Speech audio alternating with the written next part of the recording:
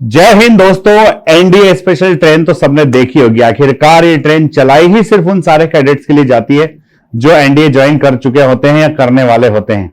तो दोस्तों, अगर इस ट्रेन का सफर आपको करना है तो उसके लिए आपको दो इंपॉर्टेंट पड़ाव पार करना बहुत ही ज्यादा जरूरी है। और ये दोनों पड़ाव है, पहला तो आपका एनडीए का रिटर्न एग्जामिनेशन और दूसरा एसएसबी इंटरव्यू। दोस्तों, एनडीए का रिटर्न एग्जामिनेशन आपको 1 सितंबर को देना है। तो आज से अगर हम देखें तो सिर्फ 60 डेज का टाइम बचा है। इन 60 डेज में क्या वो आपकी स्ट्रेटेजी होना चाहिए, किस तरह से आपको अगले 60 डेज अपने फेवर में यूज करना है, जिससे आप जो है 1 सितंबर के दिन होने वाली आपकी इस एनडीए के एग्जामिनेशन को इसी अटेम्प्ट में क्लियर कर जाओ। तो दोस्तों, आज के वीडियो में सारी बातें बताने वाला हूं, स्टेप बाय स्टेप क्या क्या करना है, कैसे करना है, और उसके बाद में मॉक टेस्ट कब लगाना है, मॉक टेस्ट में मार्क्स को किस तरह से अपने फेवर में अपना कॉन्फिडेंस बिल्डअप करने के लिए यूज करना है, सारी वीडियो में आज को बताऊंगा। तो दोस्तों, स्टार्ट करते हैं आज का अपना वीडियो कि भाई 60 डेज का हमारा पूरा चैलेंज है। डे 1 मान लिया जाए, आज से आप स्टार्ट कर रहे हैं, तो मैं पूरा आपको जो स्टेप्स बनाइए ना, बस इतना ही कर रहा है। आपको करना क्या है, आपको डे 1 में अपना प्लान बना लेना है कि भाई आज अगर मैं प्लान बनाता हूं 1 जुलाई को, तो 1 जुलाई से लेकर के मुझे 15 जुलाई तक जो है कितना सिलेबस कवर करना है, आज ही तय कर लीजिए कि अगले 15 दिनों में आप कितना पढ़ने वाले हैं और उसके बाद अगले 15 डेज में आप कितना पढ़ने वाले हैं। और मेरा जो सजेशन है वो ये है कि इन 30 डेज के अंदर आपका लगभग 60% कोर्स कंप्लीट हो जाना चाहिए। कितना परसेंट कोर्स कंप्लीट हो जाना चाहिए? 60% कोर्स को आप इन 30 डेज में एक बार पूरा कंप्लीट करेंगे। कुछ सिलेबस जो है आपका जो छूटा होगा उसको हम करेंगे अगस्त के महीने में।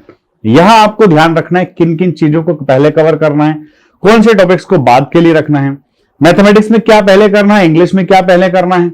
देखिए भाई, इंग्लिश से अगर मैं शुरुआत करूं, इंग्लिश को बाद में डिस्कस करेंगे, पहले अगर मैथमेटिक्स से शुरुआत करें तो मैथमेटिक्स के अंदर आपको ये जो 60% कोर्स आप मैथमेटिक्स का कवर करने वाले हो, इस 60% कोर्स में आप उस फेवरेट पार्ट को उठाइए मैथमेटिक्स का जिसमें आपका दिल लगा हुआ है।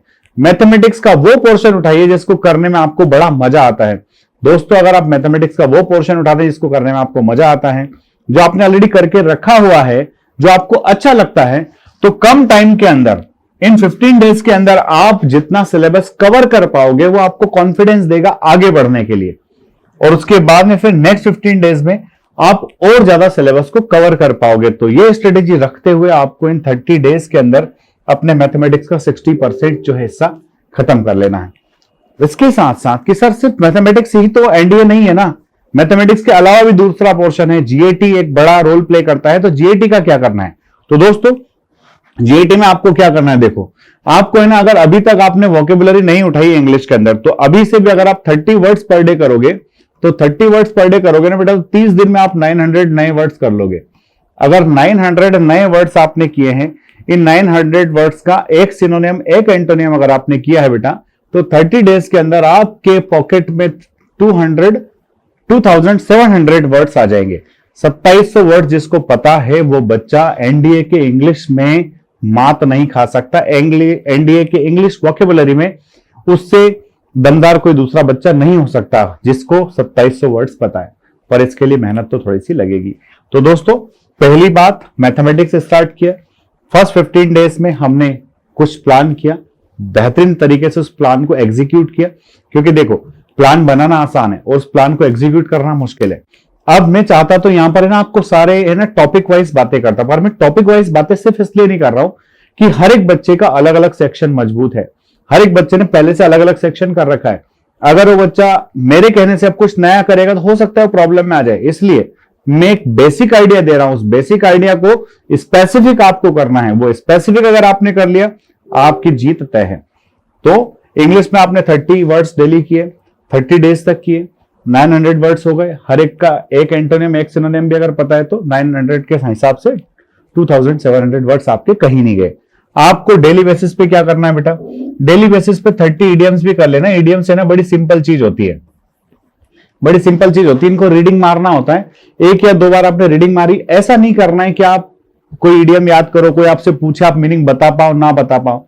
अगर आपने ईडीएम 30 डेली किए, अब देखो 30 ईडीएम्स रीड करने में कितना टाइम लगेगा? मुश्किल से 10 मिनट। 30 ईडीएम्स का रिवीजन करने में मुश्किल से कितना टाइम लगेगा? 5 मिनट्स। 15 मिनट रोज ईडीएम को देना है। इसमें आपके 30 ईडीएम्स का नए 30 भी हो जाएंगे और कल वाले 30 का रिवीजन भी हो जाएगा। ऐसे करके आप जो है इन 30 डेज में 900 नए ईडीएम्स कर चुके होंगे। और दोस्तों 900 ईडीएम्स अगर आपके करे हुए हैं तो मान लिया जाए कि ठीक है, उसके अंदर से आ गया तो बहुत अच्छी बात है, नहीं आया तो उसके पीछे हम रिग्रेट नहीं करेंगे। तो देखो, ये दोनों चीजें करने के लिए आपको कम से कम जो है 40 मिनट्स का टाइम लगेगा और 40 मिनट्स में आपका पूरा वोकेबुलरी सेक्शन डेली बेसिस पर कवर होता चलेगा। पर 40 मिनट्स आपको वहां पर इंप्लीमेंट जरूर करना है, टाइम पूरा यूज जरूर करना है। उसके साथ साथ दोस्तों आपको at least 40 minutes per day daily basis पर आपको डिवाइड कर लेना है।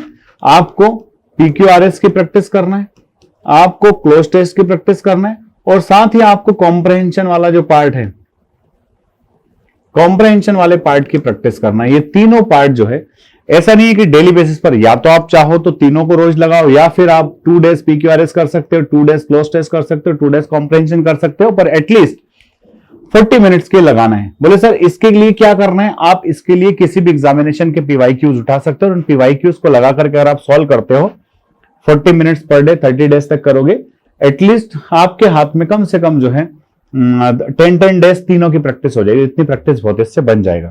उसके बाद दूसरा क्या है बच्चों, ग्रामर थोड़ा सा अनप्रिडिक्टेबल पोर्शन है। क्या वहां से आएगा, किस फॉर्मेट में आएगा, क्या एरर आएंगे, क्या फिलर्स आएंगे, क्या इंप्रूवमेंट के क्वेश्चन आएंगे, आ किसी फॉर्मेट में सकता है।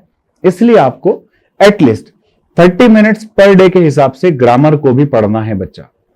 या फिर आप चाहो तो चैप्टर वाइज इसको एक बार पढ़ डालो। अगर आप एक चैप्टर एक दिन में करोगे तो आप जो है 8-10 दिन में पूरा ग्रामर निपटा दोगे और उसके बाद में फिर आप जो है उसको आसानी से रिवाइज कर सकते हो 30 मिनट्स पर। अगर आपने डेली बेसिस पर अलग अलग चैप्टर्स किए और आपने डेली बेसिस पर अलग अलग चैप्टर्स करने के बाद में एक बार 8-10 दिन में खत्म कर दिया तो उसके बाद में फिर 30 मिनट्स पर डे आप या तो एरर के क्वेश्चन कर सकते हो या फिर आप फिलर्स के क्वेश्चन कर सकते हो या फिर आप जो है इंप्रूवमेंट के क्वेश्चंस कर सकते हो। तो ये सब है आपके हाथ में। करना कैसे ये आपके ऊपर छोड़ रहा हूं, आपके ऊपर इसलिए छोड़ रहा हूं बच्चों क्योंकि आपको सहूलियत रहना चाहिए, आप किसी के दबाव प्रेशर में काम ना करो। अब बात आती है सर मैथमेटिक्स और हमारा इंग्लिश। तो मैथमेटिक्स इंग्लिश के बाद नेक्स्ट जो बात आती है बच्चा, वो इंपॉर्टेंट सब्जेक्ट आता है आपका फिजिक्स। आप ध्यान देना मेरे प्यारे बच्चों, फिजिक्स में आप कोशिश करो कि जुलाई के अंदर आपका 11th वाला पूरा पोर्शन खत्म हो जाए। 11th का वेटेज अगर देखा जाए तो मैं समझता हूं कि लगभग 60% फिजिक्स जो है कहां से आता है, 11th से आता है। 40% फिजिक्स कहां से आता है, 12th से आता है। हालांकि आता सभी एनसीईआरटी की किताबों से जो 9th-10th के अंदर दिया हुआ है, बट हाँ कहीं ना कहीं एनडीए के एग्जाम दे रहे हैं, थोड़ा सा लेवल तो पढ़ना ही पड़ता है। तो आप जो है जुलाई के महीने में 11th कर लो और हो सके तो थोड़ा बहुत 12th भी कर लो और अगस्त के जो फर्स्ट 15 डेज रहेंगे उनमें आप क्या कर लेना, उस पर आप 12 कर लेना। तो फिजिक्स के लिए फार्मूला काम आ जाएगा आपका। साथ ही साथ केमिस्ट्री के बहुत ही बेसिक और छोटे से चैप्टर्स हैं, तो इन सारे केमिस्ट्री के चैप्टर्स को आप जुलाई में ही निपटा लो।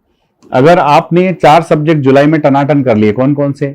मैथमेटिक्स, इंग्लिश, फिजिक्स और केमिस्ट्री।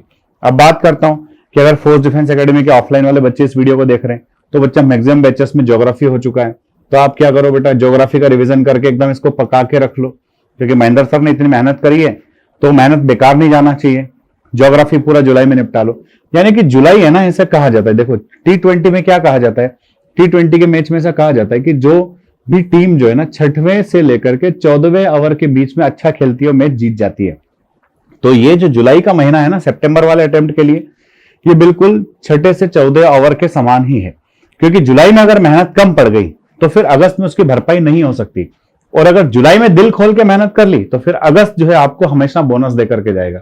ये सब करने के साथ साथ आप वीकली बेसिस पर टेस्ट अभी देते रहिए जब तक पूरा कोर्स कंप्लीट नहीं होता है। जब तक आपका लगभग 80% कोर्स कंप्लीट नहीं होता है तब तक आप फुल लेंथ मॉक टेस्ट ना लगाए, क्योंकि जब तक कोर्स कंप्लीट नहीं करोगे मॉक टेस्ट लगाने का मतलब नहीं है।